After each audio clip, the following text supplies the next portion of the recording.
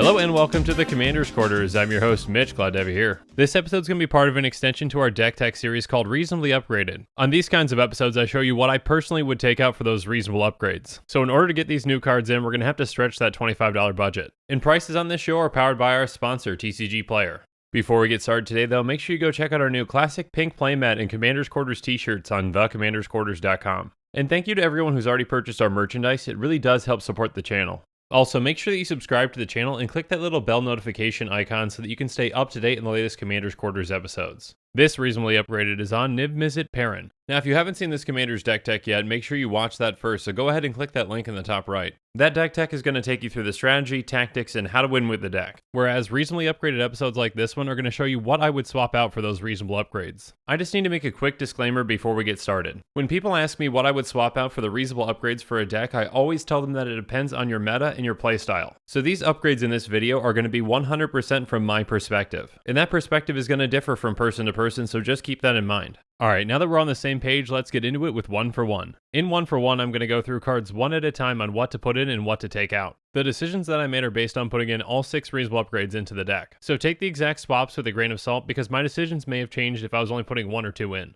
First, let's add in Mind Moil, which says whenever you play a spell, put the cards in your hand on the bottom of your library in any order, then draw that many cards. For Mind Moil, let's take out Blue Sun Zenith, which says target player draws X cards, shuffle Blue Sun Zenith into its owner's library. Since this deck is based on us casting a bunch of wheels, Mind Moil just makes a lot more sense. Blue Sun Zenith is a great spell, but it requires us to hold back a bunch of mana in order to get a good benefit from it. Whereas after we get Mind Moil out there, we just get its benefits for free and we draw a ton of cards with it. We have nearly the exact same situation with our next swap. Arjun the Shifting Flame is basically Mind Moil on a body. And Pull from Tomorrow costs 1 less than Blue Sun Zenith, but we do have to discard a card. Again, Pull from Tomorrow is a great card, but it's going to require us to invest a huge amount of mana into it, whereas Arjun basically provides us with free value once it's in play. Another card that provides us with a ton of value is Winds of Change. It says each player shuffles the cards from their hand into their library, then draws that many cards. So to put Winds of Change in, we're going to be taking out Read the Runes, which says draw X cards. For each card drawn this way, discard a card unless you sacrifice a permanent. Winds of Change is going to provide us with a ton of draw for only 1 mana, whereas Read the Runes is another one of those spells that requires us to invest a lot of mana. And the more wheels that we can have in the deck, the better.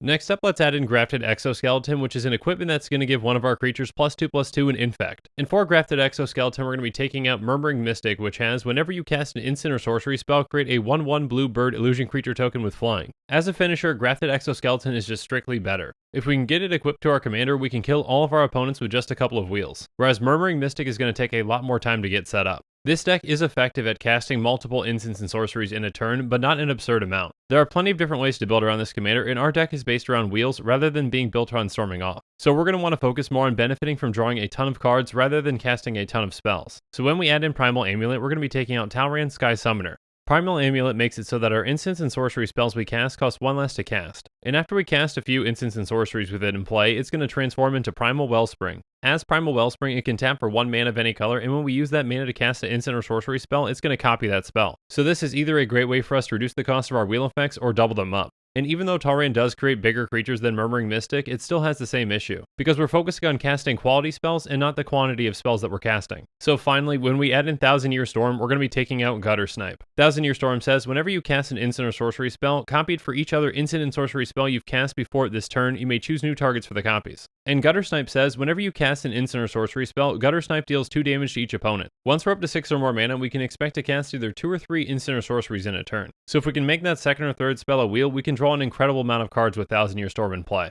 With the way our deck is built around wheel effects, Thousand Year Storm just makes a lot more sense than Gutter Snipe does. Gutter Snipe can definitely provide some incidental damage, but Thousand Year Storm can really lead to some explosive turns. And with that, our show is coming to a close, but I really just want to hear about what you guys think about these picks, so why don't you let me know in the comments below. When you're buying upgrades or decks, make sure you're using our links in the description below, because not only will you get great prices on TCG Player, but you're also going to be supporting this show because they sponsor us. And make sure you follow us on social media so you can get some early hints on who the next commander just might be for a deck tech or even for a Break the Bank episode. Links to all of our social media accounts can be found in the description. Also in the description below is a link to the Commander's Quarters Patreon page, and I just want to say a quick thank you to the patrons who have subscribed so far. There are many benefits to being a patron for the Commander's Quarters, including being able to vote on future commanders for deck techs. There's even a general tier where you get your own personalized deck tech dedicated to you. I truly couldn't do this without all of your support, so from the bottom of my heart, thank you. If you haven't already, make sure that you like this video and subscribe to the channel, and then check out some of our other episodes on budget deck techs, commander excluded deck techs, and break the bank episodes. And with that, I'm out of here. Thanks again and have a good one.